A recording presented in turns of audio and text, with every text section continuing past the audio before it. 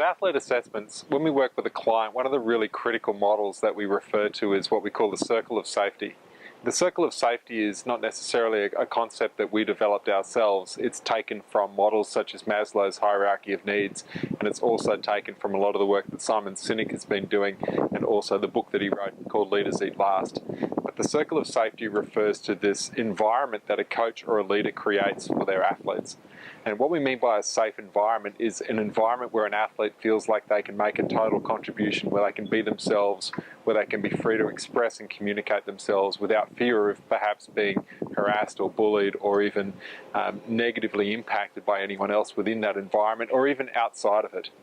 And so within a lot of the teams that we work with, the coach spends a lot of time looking at what are the impacting factors that might influence that circle of safety from outside, such as outside of the environment, things like the media, the role of drugs in sport, the parental expectations of athletes, what the college expects of athletes, the political environment that they have to perform within. Now, the key concept here is that if athletes don't feel safe, it's unlikely that they'll feel like they'll be able to make a full contribution and produce their best.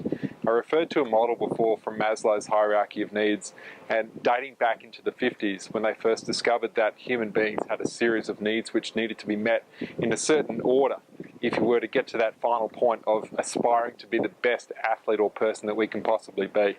And one of those needs, the most basic need, is for the need for food, air and water.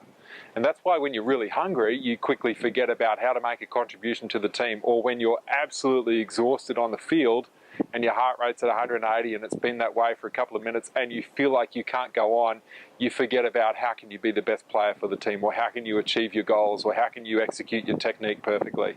Because one of your basic needs for air is being compromised. Once we have that need met though, we have a need for security and safety. And this is what we mean by the circle of safety. And so security of being part of the team, safety of being surrounded by people who you know that you can trust and believe in to have your back. Now, what happens when that need is being met is a really interesting thing. And this is where it applies, and it's so critical to have a culture which embodies the circle of safety.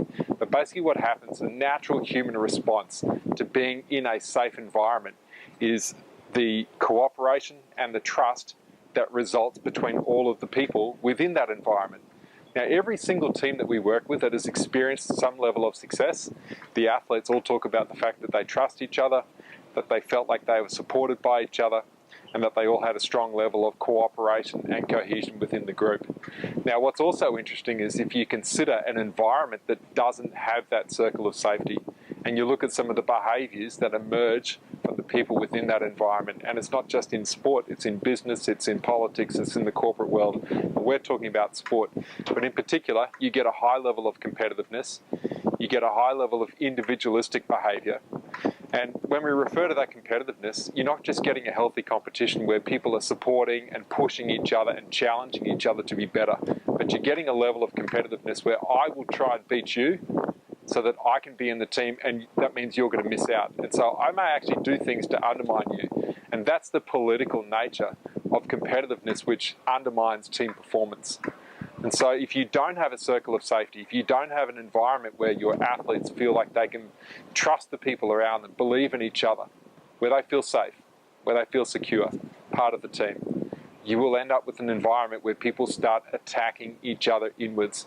When we talk about team chemistry, team dynamics, it plays a role in this. And team chemistry obviously is an environment where people will feel safe, where they feel like they can make a quality contribution.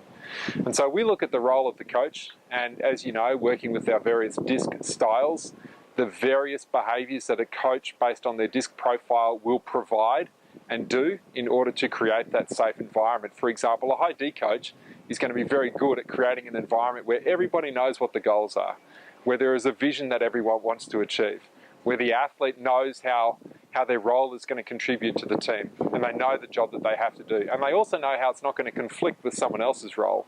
A high I style coach is very good at providing energy and atmosphere and enthusiasm, and also making it a fun environment, not taking things too seriously at times. An S style coach is very good at nurturing every single athlete and making sure that they feel like they're trusted and they feel like they belong to the group, emphasizing the aspect of team. And a high C style of coach creates a safe environment by making sure that the environment is well structured and well organized and logistically well planned, so that things such as, you know, the fields have been booked, that the necessary equipment is there, that the doctors, the physios are there should anyone have an injury. And it's also knowing that the program that they've developed from a physiological point of view is the correct program for every single athlete, that you're not doing exercises that biomechanically are going to injure you or damage you in some way. So the reality is that every single style of coach in the DISC model will contribute to this environment in a unique way.